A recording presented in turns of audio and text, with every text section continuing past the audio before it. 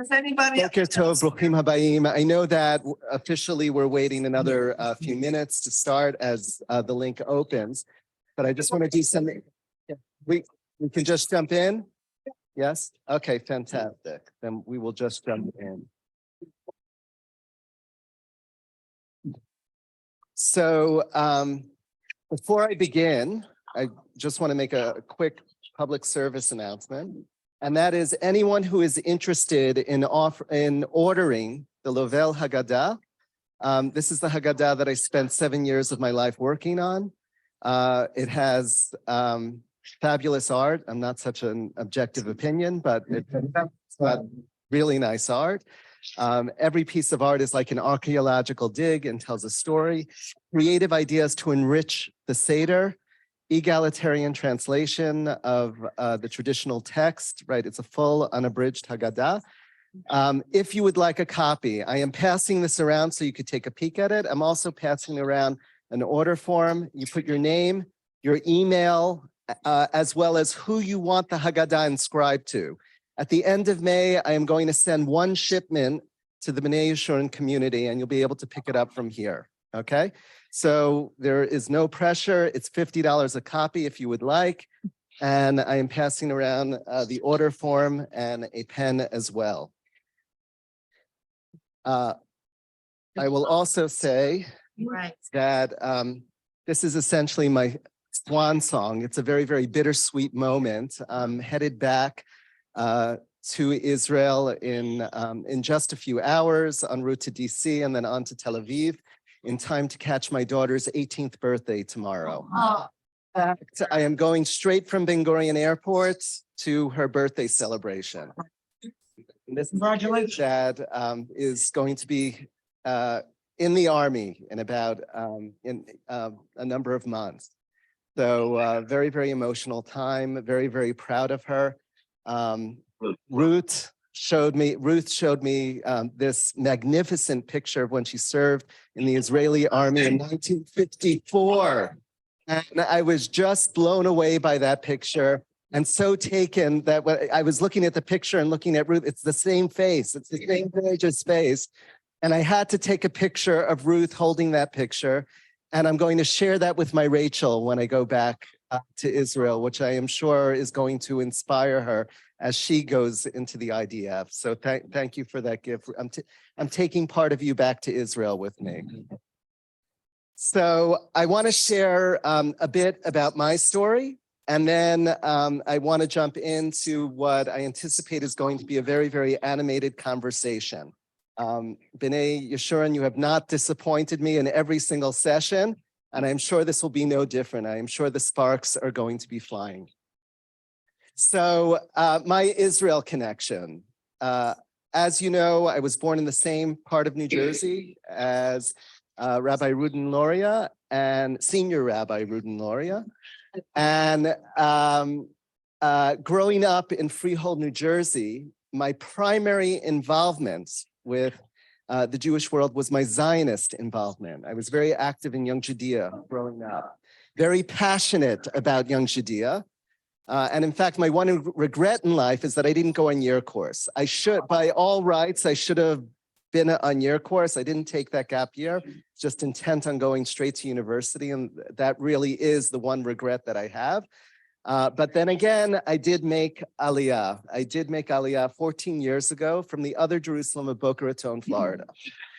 One inspiration to make Aliyah, try living in Boca Raton for 7 years. Okay, that'll do it. I had the privilege of meeting some of the most wonderful, spectacular, treasured people in South Florida. I consider the years that I taught for the Jewish Theological Seminary in South Florida to be truly one of the highlights of my rabbinate. And I will also say I had the gift of being a teacher to Mort and Toby Gross of blessed memory while in South Florida. A prince of a man or a king of a man and a queen of a woman, as you know, and they are sorely missed. I know certainly by this community and also, of course, by myself as well. So this whole Aliyah story begins in so many ways with Young Judea, but my other claim to fame is I was on the first March of the Living in 1988. I was one of the guinea pigs on the March of the Living, which made a very powerful impact on me. And then fast forward to my teaching for the Jewish Theological Seminary in South Florida. And there, I found myself teaching a study group on Zionist thought. And we were reading an essay by a Fabrenta Zionist by the name of Aleph Bet Yehoshua.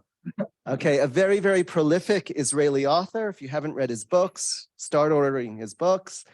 Start with Marmani and just go through everything that he has written. Fabulous writer. And the story that I want to tell you about Aleph Bet Yehoshua is some of you may recall that he was invited to give the keynote address at the 100th celebration of the American Jewish Committee one year. Some of you may recall this event. Okay, why the American Jewish Committee invited Aleph Bet Yehoshua to give an address to the American Jewish community, God only knows. He got up to the podium, you'll understand in a moment, he got up to the podium and basically said to, American Jew, and what he's been saying to the entire Jewish world, which is that he feels strongly that for 2,000 years, the Jewish community all over the world suffered from a certain psychosis. There was a certain psychological and emotional illness that the Jewish people suffered from, because why did it take so long for the Jewish people to come back to the land of Israel? Think about it. We lose the land of Israel in 137 CE with the Bar Kokhba rebellion. And then the next time we have sovereignty in the land of Israel is 1948. And so Aleph Bet Yehoshua for many, many years has said that there is something very, very sick that we sat in diaspora for all that time and didn't make any serious attempt to come back until the late 19th century. So we all know that this is his history. He got up to the podium. He said the same exact thing that he's been saying for God knows how many years. And he said that the American Jewish community is only playing with its Jewish identity. If you were, obviously he had never been to Cleveland. That if you were serious about your Jewish identity, you would be living your lives in Israel. So you can imagine the controversy that this sparked at the 100th anniversary of the American Jewish Committee. And to their credit, after all of the critique and controversy, they put together an anthology of essays responding to, from some of the greatest Jewish thinkers of the Jewish world at that time, responding to Aleph Bet Yehoshua's words. And I used that as a text to teach from. And as I was teaching Aleph Bet Yehoshua's speech that he gave at the American Jewish Committee, I found myself agreeing with a lot of what Aleph Bet Yehoshua had to say. Plenty that I didn't agree with, including the fact that he says that American Jews are playing with their Jewish identity. Obviously, I feel that he doesn't give enough credit to the American Jewish community and all of the creativity and richness that the American Jewish community has contributed to Judaism writ large.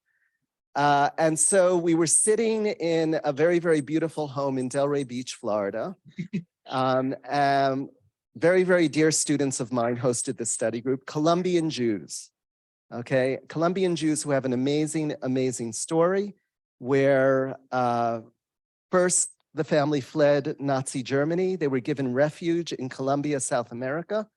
They built a beautiful, beautiful life for themselves in Cali, Colombia. They describe it as Gan Eden, what it was like to live there.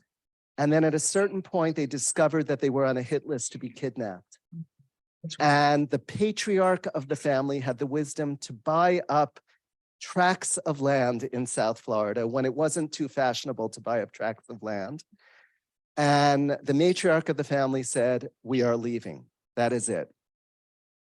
And thank God they got themselves out of Colombia. They settled, they rebuilt their lives.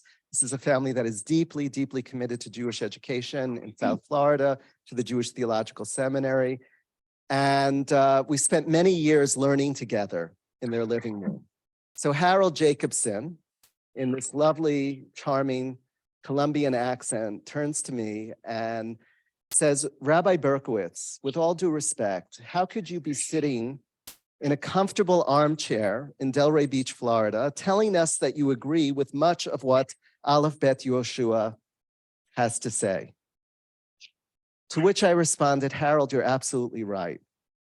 And immediately after the study group, I went home and I said to my then wife, the time has come and we should give Aliyah a try. What's the worst that could happen? You know, if we fail, we'll come back, no big deal, but let's give it a shot. And that night we committed to it. Months later, we left the community Boca Raton. I had requested an official leave of absence for my position with JTS. They graciously granted it to me. We landed in Israel and got off the plane, looked around, and my wife then said, you want to go back to Boca Raton, you can go back. I'm not going back. This is it. It took me a few more months to get to that point, but I got there. And of course, the great fear was, what would a conservative rabbi and an artist do to support his family in the state of Israel? And months after making Aliyah, I notified then Chancellor Arnie Eisen that I would be leaving my position. And Arnie very movingly embraced this decision of Aliyah, explained that at one point he and his wife Ace had made Aliyah, but it was just too difficult professionally, and also because he's an only child, he wants to be back near his father in Philadelphia. And so they came back to the States. And he encouraged me. And 2 weeks later, Rabbi Danny Nevins, who was Dean of the Rabbinical School at JTS, invited me to become JTS's Director of Israel Programs. Everything fell into place miraculously. And with all the blessings that we had in South Florida, I could tell you that the greatest blessing of our lives has been living this dream of being in Israel, doing what I love between JTS and my art, our studio Kola Oats, which is in the Artist Lane. There is no other place that I would want to live my life. It is an absolute love affair with being in Israel. I never take it for granted that I walk out of my studio, I look up to the right and I see the walls of the old city, right? 2,000 years we dreamt about coming back to Israel, and now you get on a plane and you're there. And of course, the greatest gift has been watching our children grow up in Israel and the ease with which they go back and forth between the worlds of Hebrew and English. Just magnificent, and I am in awe of that. Betoch ami anochi yoshev, or in the original Hebrew, it's yoshevet. Amongst my people I dwell. Everyone chooses challenges in their lives. This was the challenge that we chose to embrace. There is no Gan Eden in this world. There is no Garden of Eden, and you learn that quickly. And I think I came to Israel hoping for that Garden of Eden, quickly realized it isn't, but even with it not being a Garden of Eden yet, it is still a magnificent place to live. And God knows we have our challenges. The origins of the state of Israel, of course, the state is born in 1948. What I want you to remember about the founding of the state is that it's founded by secular nationalists, essentially. Okay, religious Zionists were also involved to a lesser extent. But remember, it's the secular nationalists, the early Zionists, that decide that we are going to take our destiny into our own hands. One came out of a negative reason, and that is the persecution that we experienced as a people in Europe, the failure of enlightenment and emancipation, which made the case that we needed a sovereign state of our own. We needed self-determination as a people. So the early Zionists embraced that vision of the state of Israel. right? And they wanted essentially a state for the Jews and a democratic state. That was the vision of the early Zionists. You know, part of what I marvel at is that if you look at Haggadot that were created by the early Zionists when they first came to Israel, they took a major character out of the Haggadah. Who did they omit from the story that we tell Seder night? Not Moses. Moses does not appear in our version, in the traditional version of the Haggadah. They left God out. No mention of God, because they wanted to make a statement that we are not waiting for redemption. Redemption today comes through human hands. And so that is why so that speaks volumes in terms of their worldview, right? Yes, I believe they got it wrong. I believe it's a partnership between us and God. I want to put God back into the picture. There needs to be balance there. But that just gives you a snapshot into the worldview of the early Zionists that came and settled the land. And thank God for those early Zionists. Otherwise, we would not have a state. So since 1948, for 75 years, it's been this delicate balance between democracy and state for the Jews, or a Jewish state. There's a nuanced difference there in the terms that I'm using. A Jewish state or a state for the Jews. Okay, this was a major debate amongst the Zionists. Okay, and if it's a Jewish state, if it's going to be a Jewish state, what kind of Jewish is it going to be? Whose brand of Jewish is it going to be? So all of this is hinting at the complexity that we're about to jump into here. Okay, and certainly the complexity, all of the hafganot, the demonstrations that you see in Israel today, I believe what the texts that we're engaging now are at the root of these demonstrations that we're seeing today. So let's take a look at our first source, Rabbi Isaac Halevi Herzog. He wrote this essay, Toward a Jewish State, in 1948. He was born in Poland, Rabbi Isaac Halevi Herzog, first chief rabbi of Ireland, served from 1921 to 1936, Ashkenazic chief rabbi of Israel. His son was Chaim Herzog, who was the sixth president of the state of Israel. And his grandson, Isaac Bougie Herzog, is the current president of the state of Israel. So look at what Rav Herzog has to say. Okay, remember he said this in 1948. The state of Israel has confronted us with difficult problems calling for investigation and clarification by Torah scholars. The main problems are A, securing the observance of our holy Shabbat, at least in public. B, securing public kashrut, insofar as this is within the competence of the central government and municipal or local administration. C, securing Torah law. D, securing marriage and divorce, according to the law of Moses in Israel. For the time being, I will limit myself to the question of Torah law. Of course, it would not occur to a truly religious Jew that the Jewish state would abandon, quote, the source of living waters, our holy Torah, to dig wells and adopt the laws of another people. For this would be a terrible upheaval internally and a horrific destruction of God's name externally. It would be equivalent to divorcing, God forbid, the Torah of Israel. We had imagined that immediately after the declaration of the state, those responsible for these matters would consult with Torah authority in the land in order to determine what to do according to the law. Although it is common practice in conquered lands that the formerly existing law is left to continue temporarily so as not to disrupt commercial life, right? He's alluding to the laws of Great Britain, and also remember Turkey was in charge of Palestine for many years as well. Even if the existing law were wonderful, it would still be unacceptable from a national and especially a religious point of view. This is Gentile law. National pride should have barred the path of such wholesale assimilation. The sages have already vociferously denounced adjudication in front of Gentile courts, even if they rule according to our laws. In my opinion, this is 1,000 times worse than any Jewish individuals or community going to Gentile courts. that the people of Israel and their land rule in accordance with foreign laws? Is there no God in Israel? What did Rabbi Herzog just say? Orthodox or no way. There you go.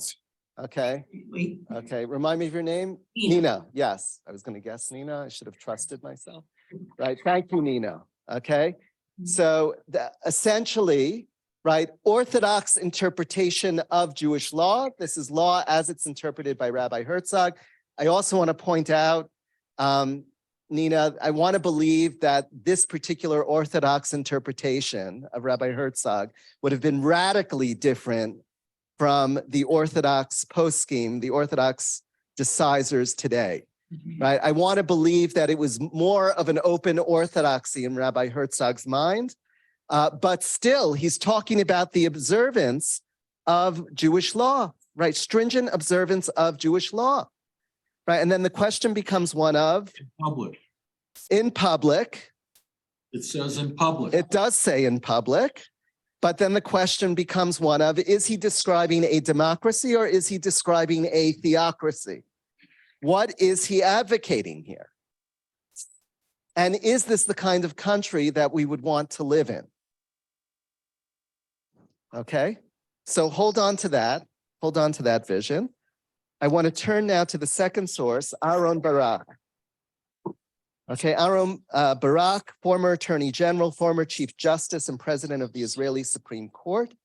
I want to add that Aaron Barak has been quite vocal in the conversation on judicial reform, very much against the move to eviscerate the independent judiciary in Israel.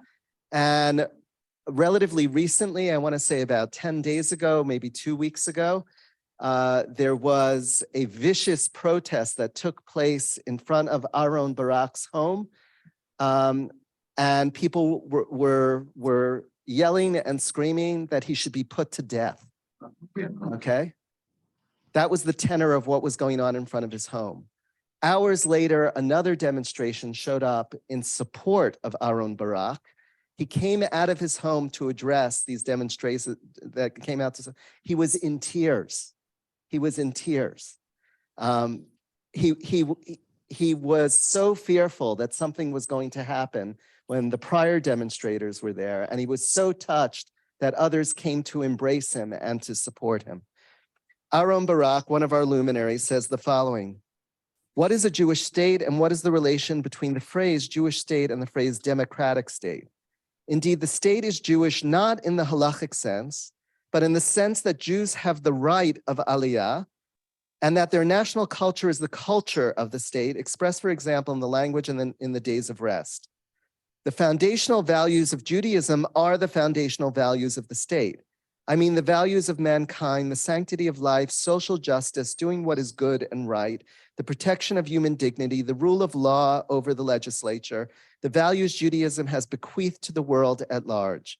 The appeal to such values is on a universal level of abstraction corresponding to the democratic character of the state. Therefore, one must not identify the values of the state of Israel as a Jewish state with mishpat ivri, Hebrew law. One should not forget that there is in Israel a substantial non-Jewish minority. Indeed, the values of the state of Israel as a Jewish state are those universal values common to the members of a democratic society, which have grown out of Jewish tradition and history. Alongside are those values of the state of Israel, which grow out of the democratic nature of the state. The merger and concurrence between these two will forge the values of the state of Israel. Your commentary. Questions? That's the goal. I mean, that's the goal. Unfortunately, now we see, I think, we see in Israel much of what we see in the United States with the polarization of what people think is right. So, I mean, I think the goal is to have a democratic religious that is open to all people, but especially for Jews as well. It's well said, Rachel. Right, that ideally, what is it that we're aiming for? We're aiming for moderation. Aaron Barak is talking about balance here. He's talking about balance between the vision of a Jewish state and the vision of a democratic state, trying to find what we call the Shvil HaZahav, the golden mean between the two. Okay, so he understands the risks of going fully in one direction or another. And Rachel is absolutely right. I mean, the Chatzi Nechama, the half comfort here, is that part of what we are experiencing in Israel is part of a trend that's going on worldwide. You're seeing it here in the United States in a very, very acute way, the polarization that has been playing out here in American society, and we're feeling the same thing in Israel. Okay, all I have to right, and Europe and India and you know, when we look at the illness of Israeli democracy in terms of the sheer number of elections that we have had over the past few years, it's absolute insanity, and this is what happens when you live in a polarized society. So, yeah. The way I see all of this is there is no mention in here of anyone else other than Jews living in the state of Israel. And this whole paper does not deal with the other people that live in the state of Israel. If Wait, you okay, look at today's So I just need to point out, he does mention that there are others in the state of Israel. Okay, towards the end of what he says here, about 3/4 of the way down, one should not forget that there is in Israel a substantial non-Jewish minority. Okay, so to his credit, even though he gets, he definitely begins, as if he's going in one direction, but certainly in terms of the big picture, he acknowledges the importance. And also this is hearkening back to the Israeli Declaration of Independence, right? That we are going to give rights to all of the inhabitants of the land, including freedom of religion, right? And I want to say that freedom of religion, clearly, it needs to be expressed with regard to the minorities, Christian and Muslim minorities, right? But it would be nice if it began with the Jewish people. Okay, I want to say straight out to you that one of the few places in the world where Jews do not have freedom of religion is the state of Israel. This is no exaggeration. My wife and I were married 2 years ago. August 2020, in the middle of the pandemic, 4 rabbis officiating under our chuppah, 2 conservative, 1 Orthodox, 1 Reform. Our wedding is not recognized by the state of Israel. I want you to hold that in your hands for a moment, right? This is a historic injustice against the Jewish people, against the plurality of Judaisms that we have in the Jewish world. Right? One cannot speak of Judaism. We have Judaisms. It has always been like that. Do not ever let anyone tell you it has been different. There have always been multiple expressions of Judaism. Right? And we should not be living in a world where the Israeli Ministry of Interior recognizes weddings that are performed over Zoom with the state of Utah. You can get a civil, did you know that? You can get a civil license out anywhere in the world with the state of Utah over Zoom, and yet a Jewish religious ceremony that is performed in the state of Israel, okay, is not recognized by the state. Try to get a get. I did. Getting a get, yeah. I actually had a very, very positive experience getting a get. I'll also share that to the credit of the Orthodox rabbinate in Israel. It was actually a very, very smooth process. My first marriage was, we were married by an exceptionally special rabbi by the name of Rav Shmuel Avidora Kohen, Zichrono Livracha, who dressed to his dying day like a Haredi rabbi. He was one of the higher ups in the Israeli rabbinate, and ended up divorcing himself from the Israeli rabbinate because of an issue of an aguna, a woman that was trapped in a marriage. Her husband refused to give her a get. He left the Israeli rabbinate and he affiliated himself with the Masorti movement in Israel, with the conservative movement. He became a teacher at Machon Shechter, the Shechter Institute, where my new job is. And he ended up officiating for my wife and myself. We were married on the campus of Hebrew Union College, overlooking the walls of the old city. It was also a very beautiful wedding. And it was very funny, as we were preparing for the wedding, he said to us that this is the best of the Jewish world. He said it's a conservative rabbi marrying an Orthodox couple. He chuckled because we wanted to circle each other 7 times. Okay, and he felt that it was nourishkeit on a Reform campus. But our wedding was recognized by the state of Israel because the state of Israel, once you have the ability to officiate, the state cannot defrock you. So since our wedding was officially recognized by the state, we had to be divorced by the state, and that went smoothly. But for me, it's a statement of principle, and I am certainly not getting a civil license in the United States to be recognized. But I want you to understand that this is completely unjust, and I need all of you as allies in this, right? That when Israeli politicians, especially, are speaking to, I'm sorry, our dear Erica isn't here, but Rabbi Hal will share my message that when Israeli politicians, and I know Erica is a major proponent of what I'm about to say, we're on the same page, that when leadership in the American Jewish community speaks with Israeli politicians, you need to raise your voices, right? And you need to say, right, you expect us to defend the state of Israel always, right? You expect us, right, to give major philanthropy to the state of Israel. It's time for you to embrace us as full Jews, period. Okay? We need the same thing at the Kotel. I'm sorry to get up on my soapbox, but this needs to happen. I was wondering if Aharon Barak is related to Ehud Barak. I don't believe so. No, I do not believe that they're related at all. Yeshayahu Leibovich.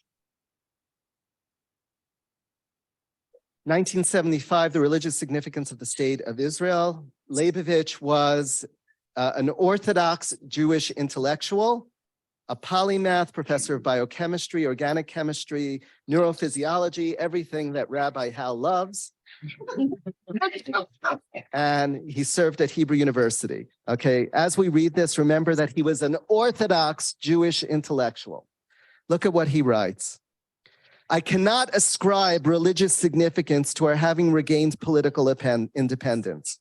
From the pronouncements of colleagues who preceded me in this evening's debate, one might infer that they hear the words of God and see the vision of the Almighty, that in historical events they discern the finger of God and the final cause of the overflow descending from the upper to the lower world. I have no reliable source for knowledge of the divine intentions. The selective invocation of the finger of God regarding what is convenient or desirable is comparable to the use of the concept of holiness, which is so often abused for national political purposes. When the holiness of the Temple Mount is imputed to its being God's estate, I ask, is not any plot of land equally the estate of God? After all, the earth is God's and the fullness thereof. The ingathering of exiles in itself is not yet a religious phenomenon.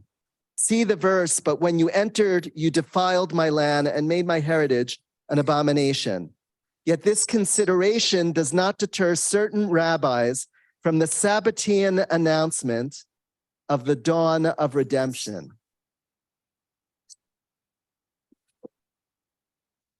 Your thoughts? You alluded to a redemption before, and every day here at B'nai Yeshurun in our morning prayers, we recite the Uval Yitzion. God will send, it says, a redeemer. Redemption for what? What is he going to redeem? Is it a single being? Is it a messianic era, etc.? Rabbi, how do you interpret that prayer in terms of what you've said today? So part of what it is, Elliot, right? Yes. Okay, Born in Brooklyn Jewish Hospital. Born in Brooklyn Jewish Hospital, yes. We'll never forget that from spot morning, yes. Part of what Yeshayahu Leibovich is alluding to is the debate that occurred over how it is that God would be referred to in Israel's Declaration of Independence. And so God is referred to as the Rock of Israel. They wanted to make it as broad as possible. And then, of course, this also ends up being a reference to Reshit Tzmichat Geulatenu, right? The prayer for the state of Israel. We say the first flowering of the dawn of redemption. And Elliot's absolutely right. We see redemption coming up over and over and over again.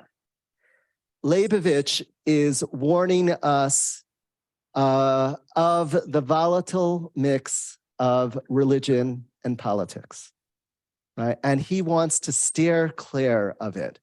You need to remember that he was Orthodox in praxis, right? And he was very, very radical in his critique of many of his Orthodox colleagues, right? He did not want to see Etzba Elohim. He did not want to see the finger of God in modern history, right? And immediately after the Six-Day War, he warned Israelis about what a potential occupation would do to Israel.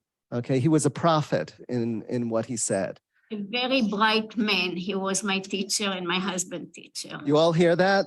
A very, very bright man.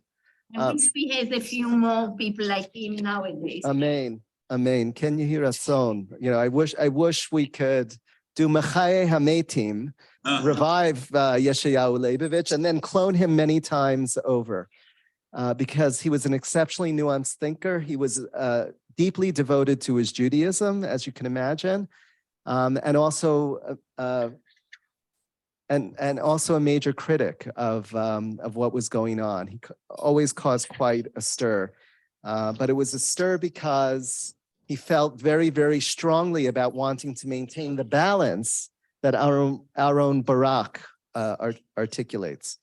Okay, let's turn to David Ben-Gurion. He needs no introduction. Israeli statesman, first prime minister, defense minister.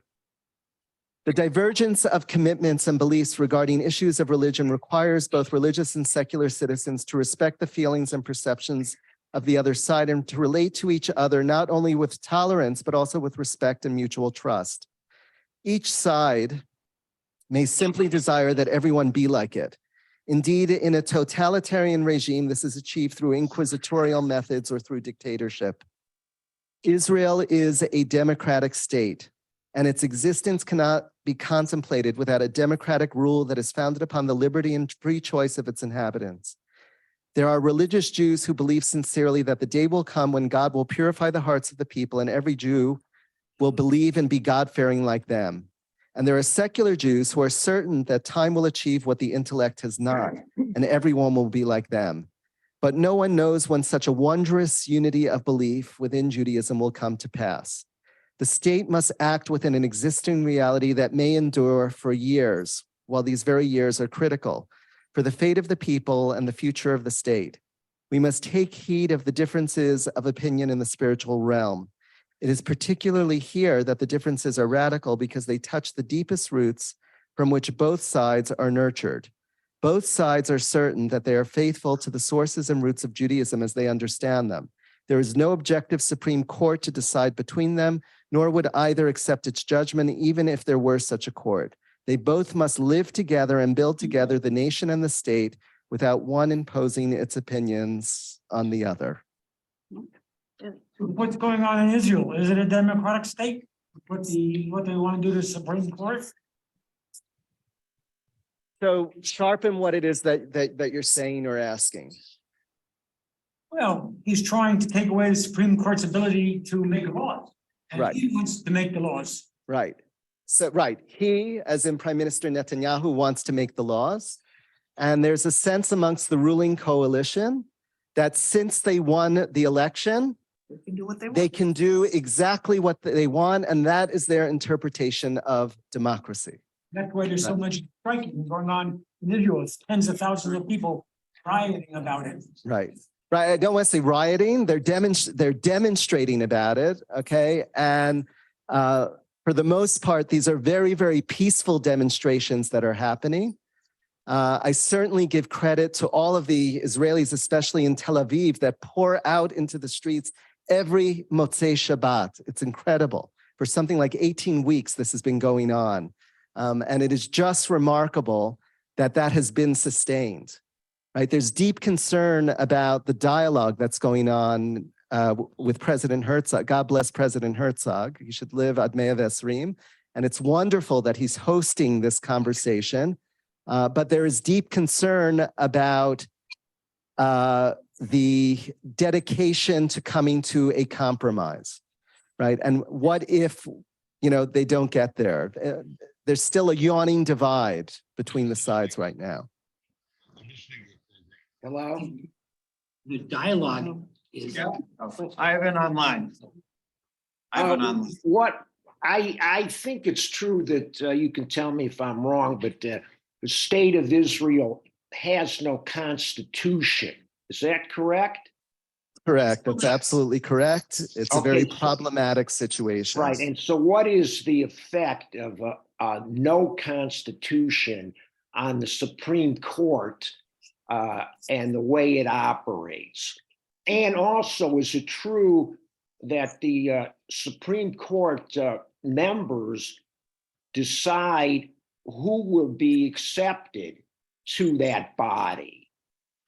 Right. So yes, what has happened as a result of the lack of a constitution is that the Supreme Court itself, in so many ways, has become the interpreter, the arbiter, and to an excessive degree, that's been the case. Minorities in the state of Israel rely on the Supreme Court to guarantee their rights in the absence of a constitution that guarantees our rights. So that is why this situation is so deeply problematic. Perhaps what should be going on in the president's residence is an effort to write a constitution, that after 75 years, this is precisely what it is that the state of Israel needs. So that is the bigger project that should be happening in the president's residence. What this government wants to do is they want to put the appointment of judges in the hands of politicians. Okay, so that would be disastrous. Okay, I'm saying not only now, but even, what's going to happen if a left-wing government, an extreme left-wing government comes to power and they end up doing the same thing? So there'll be this very, very unhealthy tug of war that's going on in terms of these political appointments. And I'm deeply concerned about the rights of minorities, including my rights in the state of Israel. Right now, it's the Supreme Court that is ensuring my right to pray in an egalitarian section at the Kotel, right? Free of harassment, right? Or for women to pray on the women's side in the Orthodox area with talitot and with a Sefer Torah, even though the rabbi of the Kotel does not allow the women to pray with the Sefer Torah. The Israeli Supreme Court has said it is the law of the land that they are entitled to pray with a Torah in their section of the Kotel. How did it come about that there never was created a constitution? Elliot, I wish I had an answer to that. I think part of it is the feeling that we have had to deal with so many existential issues of survival over the years. And part of it too is we've never been pushed to the brink as we are today. Okay, this is the most extreme point of polarization that we're seeing within Israeli society, right? And it's begging for a constitution, right? It's created more of a sense of urgency today. That's how I would phrase it. Okay, up until this point, there wasn't so much of a sense of urgency. Today, there is no question that this urgently needs to be done. Let's move on to Paul Becker, who sits on the faculty of the Hartman Institute, very important diplomat in the Israeli Foreign Ministry, wonderful scholar. He says the following: but in what way can it be said that Israel's policy or its society reflect Jewish values or aspirations? By this, I do not mean the way in which Israel meets Torah standards or approaches theocracy. I mean that the kind of Zionism that a values narrative engenders is one that imagines Israel not as a normal state, but as a state that gives public expression to the unique history and tradition of the Jewish people. It argues that the chosen people in the Holy Land need to aspire to more than normalcy and safety offered by political Zionism. They need to debate, articulate, and ultimately seek to implement what the prophetic vision of a sovereign nation that lives in righteousness means in modern times. Right? In many ways, what Tal Becker is saying overlaps beautifully with David Ben-Gurion and Aaron Barak. And Naomi Chazan, in an essay that she wrote in 2011, Defending Democracy, writes the following, and this is addressed to all of you. American Jews have thrived within a democratic and pluralistic setting. For them, equality and decency are an integral part of their Jewish identity. This leads to a problem for many Jews. Knee-jerk support of Israeli policy means they end up separating their liberal values and their Jewish identity. They find themselves tolerating or defending civil rights abuses in Israel that they would never defend in the United States. Often they can't deal with the dissonance, but they stay quiet and don't say what they think because in their own community it would be impolite or unacceptable to criticize Israel.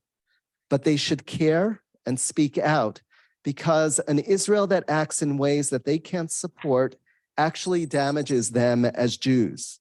Many Israelis don't understand that democracy does not mean the tyranny of the majority. American Jews understand that a democracy is judged by how it treats its minorities and its weakest members. The way to engage these Jews is to link them to the challenge of a decent Israel. If you don't push Israel to live up to its values, you contribute to its isolation and its delegitimization. Rabbi, Yes. are the Orthodox religious community in Israel a majority or not? I assume the more secular community is larger. Is that true? That's absolutely true. Right. Okay, so Secular then- Israelis far outnumber religious Israelis. Right. Far So then outnumber. this Right. turns, Alexis de Tocqueville, who you just mentioned, warned of the tyranny of the majority. That was his thesis, but this is the opposite. This is just right. This is just the opposite, precisely because coalition governments, in order to create and establish a stable government, right, they need to make agreements with the Haredim. And so the Haredim, the ultra-Orthodox, are given an inordinate amount of power as a result of that, okay? They are given excessive public funds, right? And what is so disturbing about all of this is that they are not paying their fair share of taxes and they are not sending their kids to the army. And forget the army, they're not sending their kids to national service either. Many of them are not sending. There's a small minority that do.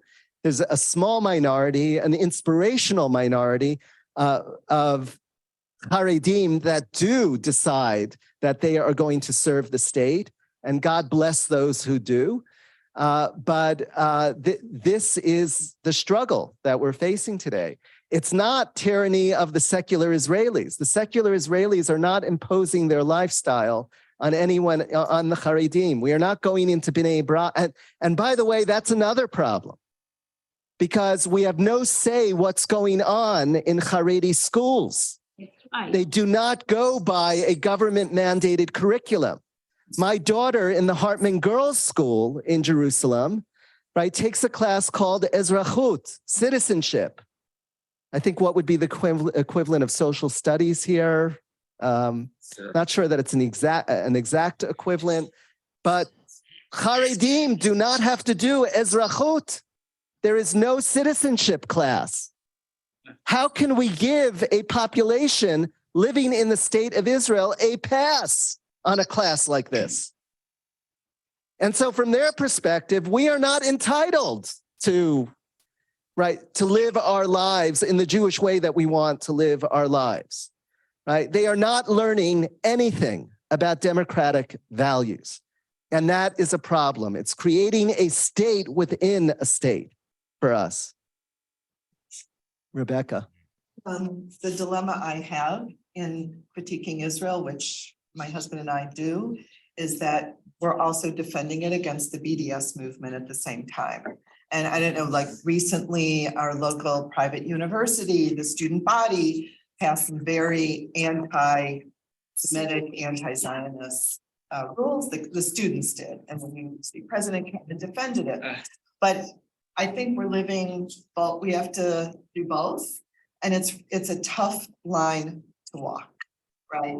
So critiquing and defending all at once.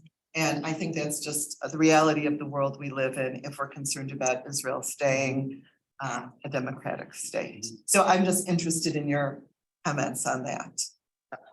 I couldn't agree with you more, Rebecca. I mean, you just highlighted the complexity of all of this.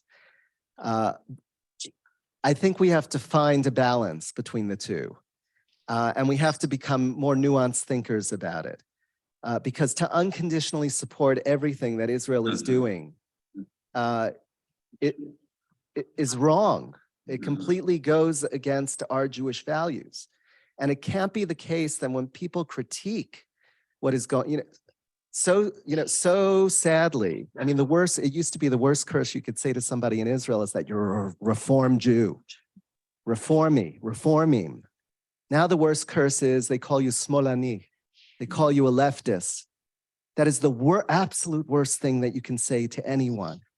It's so upsetting to me as somebody who is decidedly left of center on the political spectrum. It is so painful for me to hear that, which is why I never get into conversations about politics with Israeli taxi drivers. So what I want to say, and even when Nadia and I were demonstrating one Motzei Shabbat, I want to say it was about 2 weeks ago in Jerusalem, there was a group of right-wingers that were calling us bogdim, traitors, right? And I want you to know at that demonstration, Limor Livnat, how many of you have heard of Limor Livnat? Limor Livnat was one of the pillars of the Likud party. And she was speaking at the demonstration that night against the government and saying it is enough of this cult of personality of Netanyahu. And she was screaming, this is a right-winger in the Israeli political scene. She was, foundational. She is one of the pillars of Begin's Likud. And she was saying that Likud has lost its soul. And this needs to end, that the true leaders in Likud, right, need to take over from this leader who only cares about one thing, and it is not the country anymore. At one point in his life, he did care deeply about the country.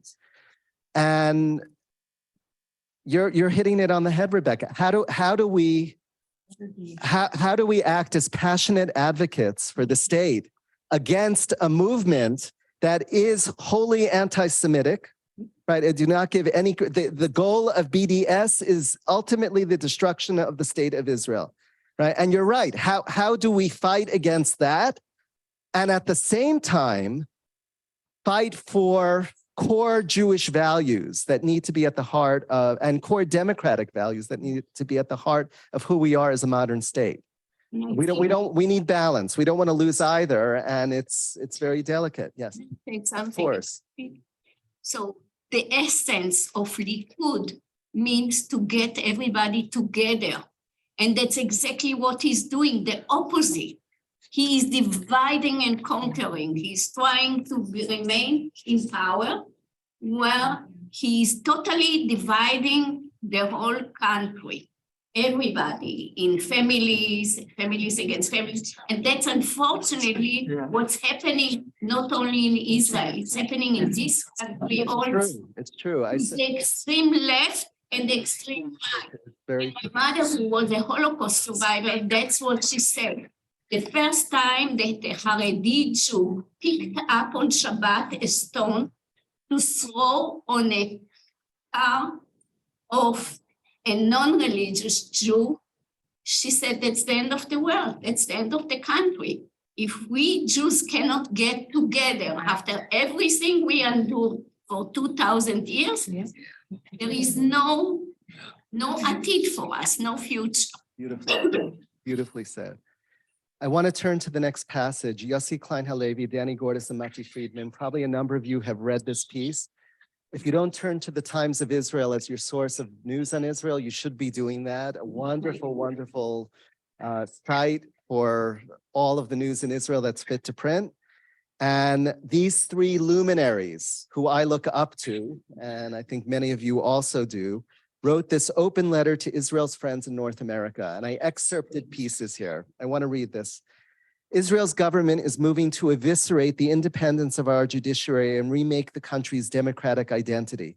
That initiative needs to be understood through three lenses: the substance of the proposed changes, the process by which they are being promoted, and the identities of those pushing for the change.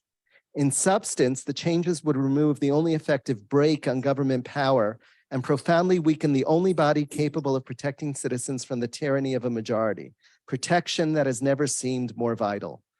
As for process, this radical transformation of Israel's governing system is being pursued at breakneck speed without any national discussion. This was before the conversation began in the president's residence.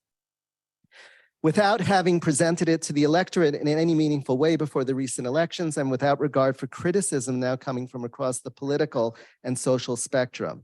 As for who is behind this initiative, a prime minister currently on trial for corruption and who has appointed ministers with criminal records is claiming legitimacy to overturn the legal system. Understandably, many of Israel's supporters want to believe that Netanyahu is still a cautious conservative loyal to the country's liberal DNA. In fact, though, he has become a very different kind of leader, one who subverts the national interest to his own. A wise leader encourages unity among his people. Netanyahu is stoking hatred and schism. The North American Jewish community has steadfastly come to the aid of Israel at moments of crisis. Israel belongs first of all to its citizens, and they have the final word. But Israel also matters to the entire Jewish people. When an Israeli government strays beyond what your commitments to liberal democracy can abide, you have both the right and the responsibility to speak up. Israeli leaders need to hear where you stand. North American Jews and their leaders must make clear to this government that if it continues on the path to transforming Israel into a country of which diaspora Jews can no longer be proud, there will be no business as usual. We and our families, along with many tens of thousands of other Israelis, are in the streets every week demanding the government end its war against our democratic values and institutions.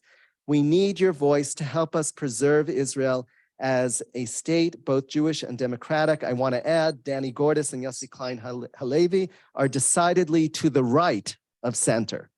So I want you to understand, you're not hearing this from extreme leftist voices in Israel. You are hearing it from those who align themselves on the right of center. Yeah.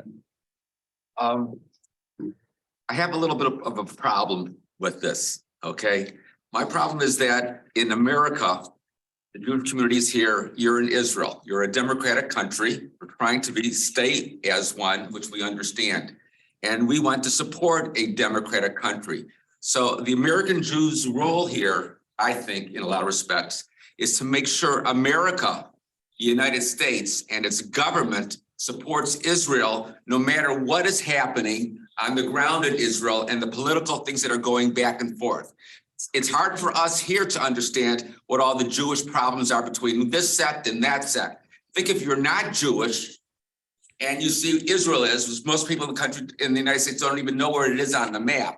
But when you go to the government that supports us with hundreds of millions of dollars and for defense and everything else that we need, supports us in the United Nations, that is sometimes the only vote in the Security Council that prevents all the different declarations against Israel, that we have to make sure that America is always supporting Israel, the state of Israel.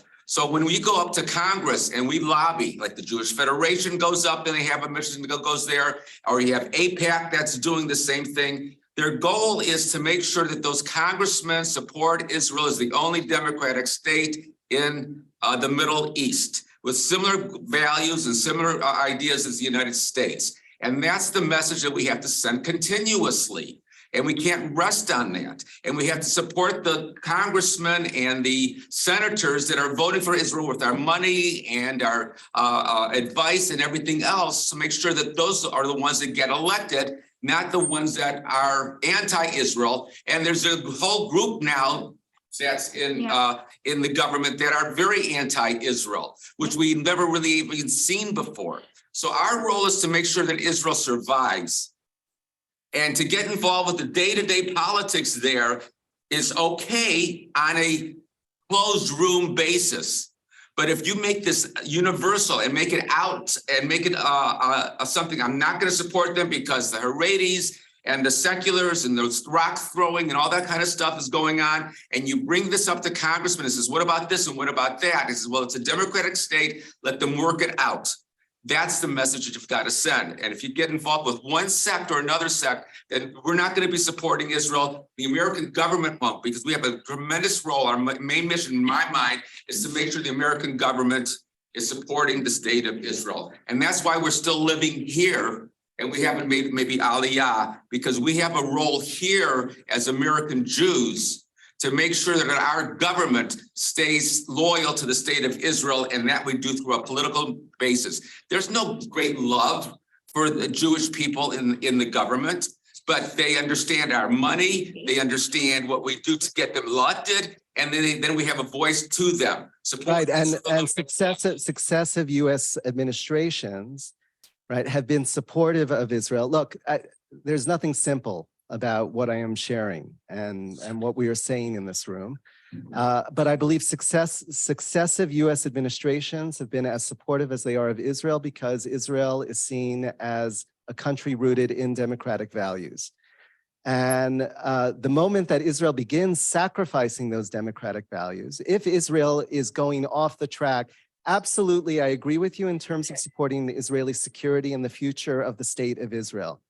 But part of what it is that I'm saying is that we're going to get to a point where the support of the United States is going to be untenable if Israel is sacrificing democratic values. Okay, if we are going all in on a minister like Ben Gvir, who is a racist with a capital R. Right now, the latest controversy is that he's going to give some address at the European Union, and most likely and rightfully diplomats will walk out on him.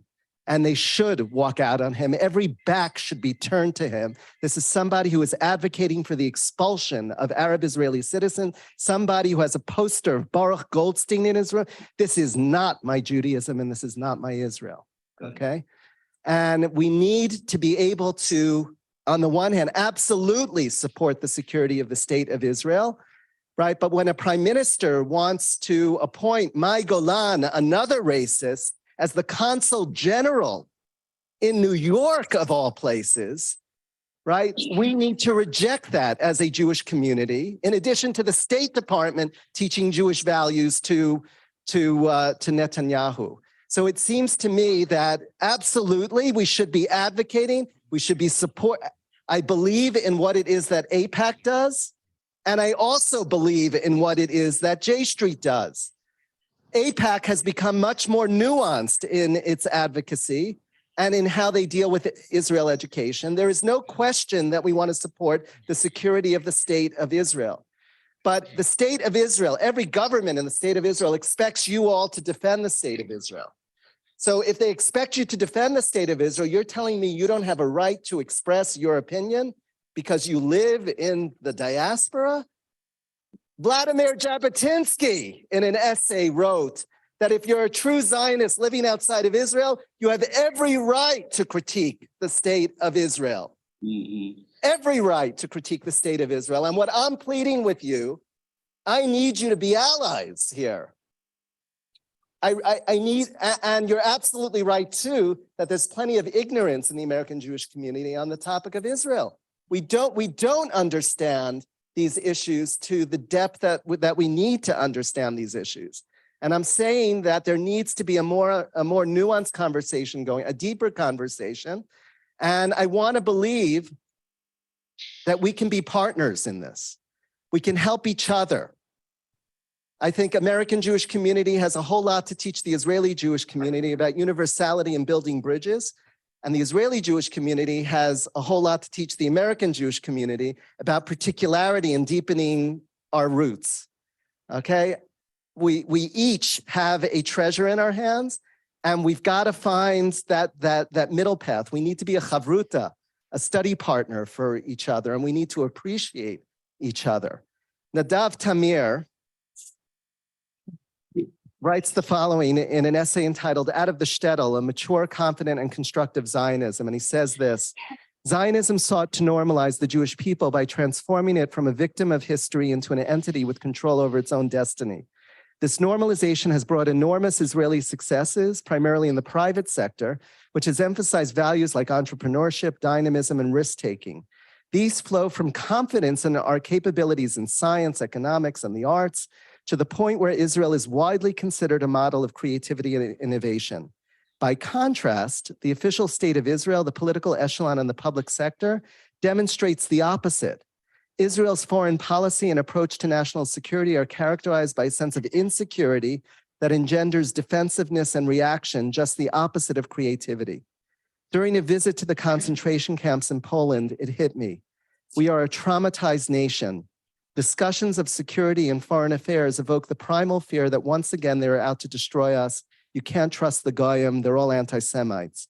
Put another way, we might say that we successfully removed the Jew from the shtetl, but have yet to remove the shtetl from the Jew. I love that last line.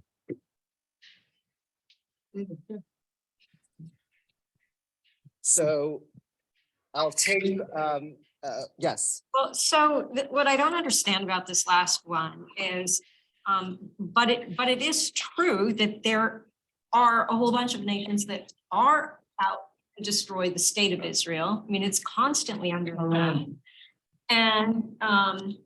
And frankly, globally, anti-Semitism is rising.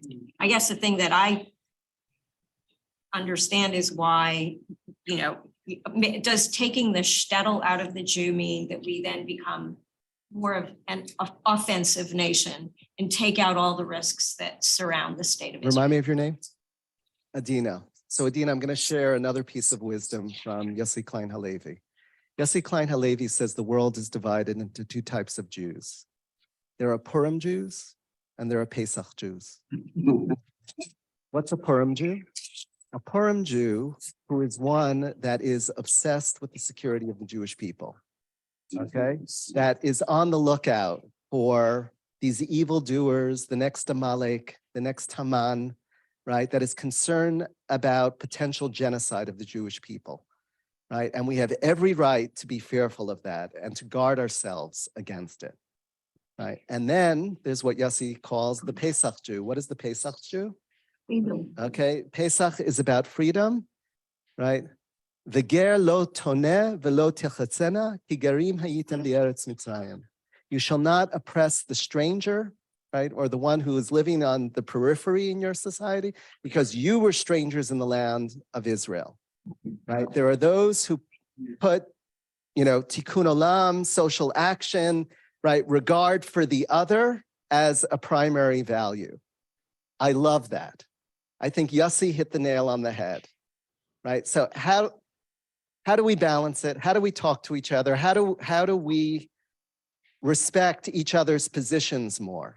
Okay, that existential, I'm not saying that there aren't existential threats. I believe the greatest existential threat to the Jewish people is what's going on internally right now. To me, that's more of an existential threat than Iran's threat to drop a bomb on us. Right? Right now, I feel that we are on a track to destroy each other and to destroy the third temple, to destroy the state. We've got to figure out a way to come together, to talk, to engage, and create this vision of a shared society. There's one more piece that I want to share with you as we're talking about democracy and a Jewish state.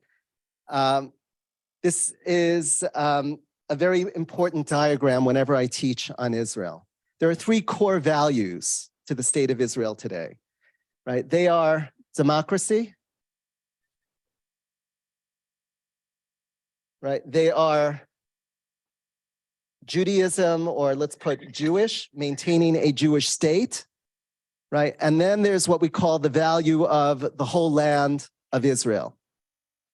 Okay, the territorial integrity of the whole land. What I mean by that is including, right, Judea, Samaria, or what some call the West Bank.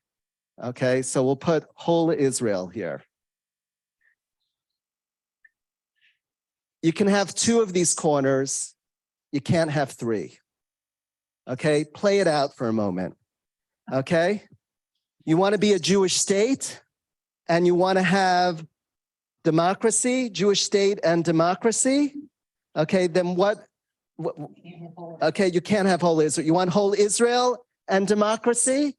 If we have whole Israel, Judea and Samaria, okay, and we want democracy, that means we need to give voting rights to Palestinian Arabs. The moment we give voting rights to Palestinian Arabs, Jewish is gone. Okay, now, you want to be Jewish and have a whole Israel, Judea, Samaria, and be Jewish? That means apartheid, the A word. We don't give them voting rights so that we can maintain being a Jewish state. Democracy is gone. Yeah. But if you want to maintain democracy, you want to maintain a Jewish state, the answer is pretty clear what needs to go. The answer is clear. And we could do that with maintaining Israel's security. So I want to leave that in your hands. I'm happy to take sort of final comments.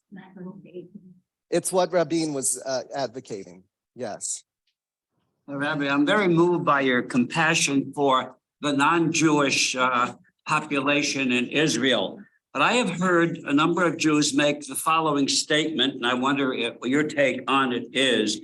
They've said that in the Quran is something that speaks to the destruction of the Jewish state. Is there any such thing that you know of in the Quran? I find it difficult to believe that there aren't good and decent and God-loving people in all faiths, Jew, Christian, Muslim. No, the Quran says nothing about a Jewish state. The Quran has some very anti-Semitic passages which need to be placed in context. I was a Middle East Studies major. I studied Islam. I looked at those passages. They're very disturbing passages. And just like we have anti-Semitic passages in the New Testament, or we should call them anti-Judaism, we have the same thing that's going on in Quran, because it was about Muhammad divorcing himself from the Jewish communities of Mecca and Medina. And at first he tried to persuade the Jews to join him. The moment the Jews decided they were going to continue being loyal to Torah and not join him, he got quite upset, which is why they daven 5 times a day, because he had to one-up us, okay? And so there are not complementary passages. And when those passages are taught in a religious context, they need to be neutralized, right? We have disturbing passages in our own scriptures about the other, and so do the Christians, okay? None of us is entirely innocent here. So that's one of the reasons that I believe that it's so important to be able to weave tradition together with the modern world and to teach in a way that builds bridges and to teach in a way that confronts difficult or disturbing text in our tradition. I think part of what the problem also, and the way you able to theocracy, that because the Jews eliminated the Supreme Court, and because the way the coalition is set up, that the ministers in power now are not the right wingers. It means a lot of the Orthodox. So I think part of the problem in Israel, and if we were kind of looking at in the US, is not simply the elimination of the power of the Supreme Court, Because people do not have the power to. And a lot of the laws of the state that the government wants to. It becomes of Netanyahu, which is a very secular Jew, will be all of a sudden the theocracy would be coming in because they would have the power to put in, as the first rabbi mentioned, all these laws. Next thing you know, it would be a theocracy, which would then mean that most of us probably wouldn't even want to go to Israel or support Israel because we would not be comfortable in that kind of a state. Right. So it's incumbent upon us to specifically speak out, not government or whatever, to speak out, saying that if you want our support, I can't see us, especially in Cleveland, supporting somewhere where we're not going to be comfortable with where our dollar's going, where all of a sudden we're going to go to Israel, we can't do this and this and this, because all these laws have been enacted, the Supreme Court is eliminated in the way it's supposed to be, these laws will happen. Right. So I'll finish by saying that the reason that we made Aliyah is because we wanted to live in a Jewish and a democratic state. Right. For good and for bad, I had the blessing of growing up in this country. Right. And I will never turn my back on this country. Never turn my back on the United States, because I feel the United States gave me the blessing of democratic value, gave me the blessing of pluralism, gave me the blessing of appreciating the other in my midst. And it's shocking to me that at this moment, when we go for Shabbat meals, we're having these conversations about what would be our personal red line, right? That if the country were to cross, we would leave. Okay, so it makes my stomach turn that we're talking like that now. And I feel that if we got to that point, you know, where Israel became another Iran, that's not the country that I would want to live in. I don't want to live in a theocracy. I want to live in a country that can strike the balance. Erica. So just is this vibe of democracy, what we're seeing, we can look at. I mean, it's this positive love of Israel, protests that if they were happening anywhere else in the Middle East, or frankly in this country, would be violent. Okay. And so I would suggest, maybe don't look at it in terms of do I support Israel or not support Israel, but how do I engage with Israel?